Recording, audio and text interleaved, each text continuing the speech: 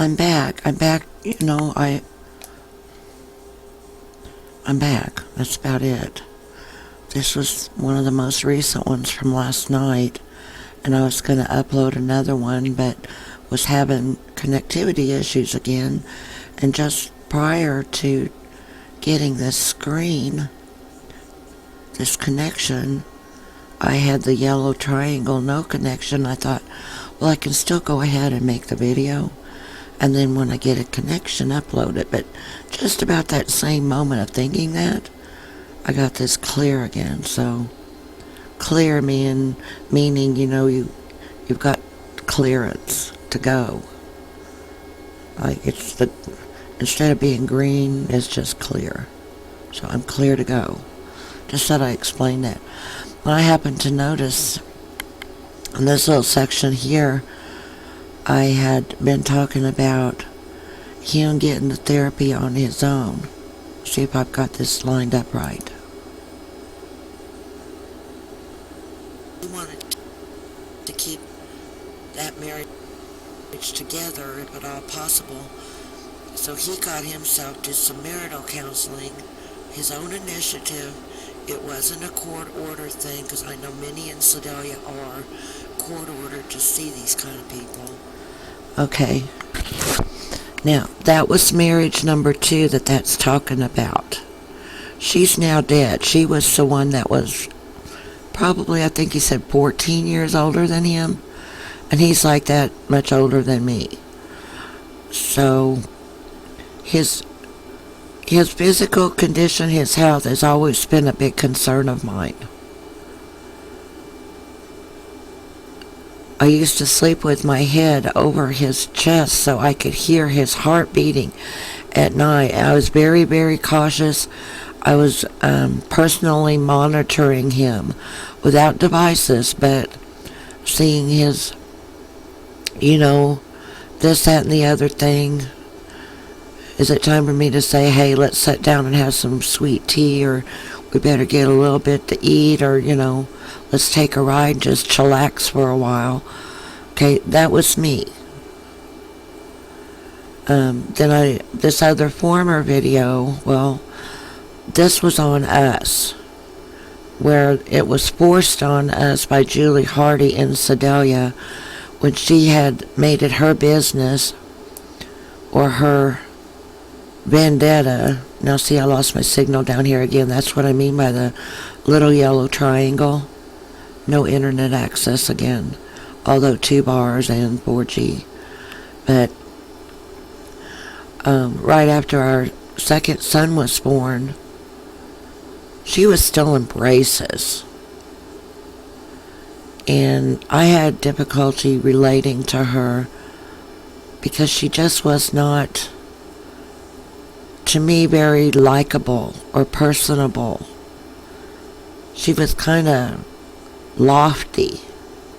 When a person gets lofty ideas, well, she had lofty ideas. And one of those she decided to launch against us, which was saying that after we had lost the first son, got the second son, even though there are some difficulties, well, let's just call it bad road, leading to that and past that we just needed to be separated for 2 weeks. Although we were able to get together quite often, we didn't have a car then, so he had to do a lot of walking. But he'd come over, we'd have dinner, we'd take a walk, we'd go here, we'd go there, just to get to be together. Forced it on us, forced it down our throat, mind raped us with this forced separation and the marital therapy, which started out with a guy that we knew from AA, whose wife was in there too, both bad alkies and pill poppers. Now you go to them, they're going to do you some good. These people will be good for you. Right? I said, whoa, wait a minute, we already know his problems. He's been having an affair with his secretary, and they're on the verge of divorce. How much good of a marital therapist, marriage counselor is he? He can't even keep his own on all four wheels, Wants to force it on us. His poor judgment, his poor understanding, his this, his that. And you want us to follow all that poorness that he demonstrates in his own. His own is something like, kind of like a sample. Here's your sample thing. Here's your example. Well, he flunked the sample example and then wanted to go straight to work on us. How would you like it? So it was one or two sessions that we lasted with him, and he had his office for that in their home, which I was uncomfortable with as well, because their living quarters, were right there. And then had to go to this other guy that later got like the counselor of the year or something. But we didn't last very long there, 2 or 3 sessions at most, 1 or 2. And then went to this third one, an older lady, and she ended up getting sick. I don't know if it was from hearing about all that we had been through or I had been through, but it just made her sick, I guess. Something did. So then they dropped that ball. Just like they dropped the ball when they were saying that John was abusive before he got his appointment over there in Topeka at what was then a 90-day PTSD program, in-house program. And now I heard it's like 30 days, but a lot of learning probably went on in those years of how to deal with it quickly and process it and get it done. Well, during that, they decided to pick up the ball on me and say, oh, you've been abusive to your son, and started it on me. So the next time that John had called home, which was on a regular basis from the hospital, because we were always real close, I related that to him, what had happened, and he in turn told his doctors or counselors, therapists or whatever, their clinicians. I think the VA a lot of times calls them the clinicians. But they automatically said, you're 100% uncurable PTSD. You can go home.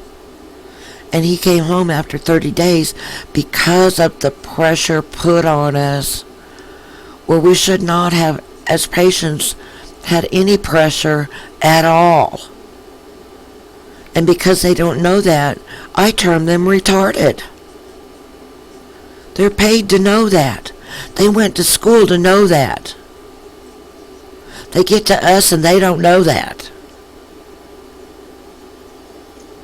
So yeah, I'm wound up. Yeah, I've been this kind of wound up off and on since 1995 and before. Because they keep putting this crap off on us. And then they sit there and smile about it. Like stupid little monkeys with their hands in their crap.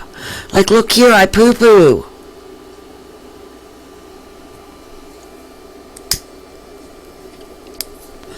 This isn't a matter of venting. This is a matter of getting someone off their dead butt and straighten that mess up. I'm going to be this kind of person until I can undo this massive, knotted up bunch of tangles and get to rolling smoothly again like we were supposed to be able to do from the start.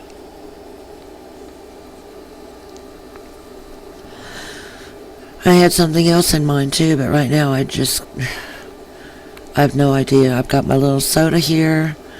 I wanted to point out that this main screen issue was with wife number 2, and this one here with me, wife number 3. And I do know I've been the most trouble of all of them, except for Well, no, I guess I really can't kick myself for that. Rebecca's been the most trouble, number one. She could have warned. She could have taught her daughter 9/11 to use the phone. If she needed help, to reach out and get help.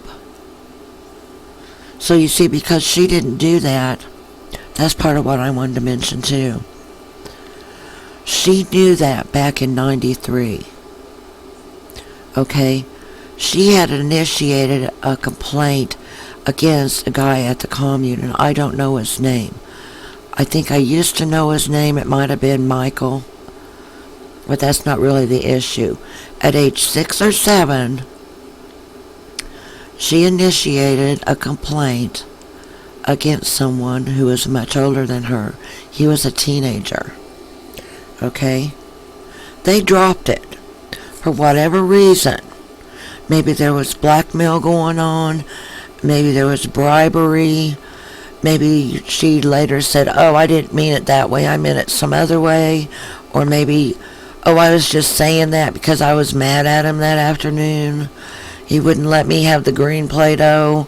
I really wanted the green Play-Doh. But he gave me the red Play-Doh. You know, something like that from a 6 or 7-year-old, right? So they dropped it. Then, to 93, when she was 13, this thing here came out. And on that blog, there is the link to the original story that the paper released. Okay? Because as I'd mentioned, this stuff here is what the blogger wrote. Thoughts of the blogger versus the story. Thoughts of the blogger versus the story. Okay? So I might get that out here in a little while when I do have a better connection, because as you can see, I still have my yellow triangle, and I've been trying this thing for 3 days.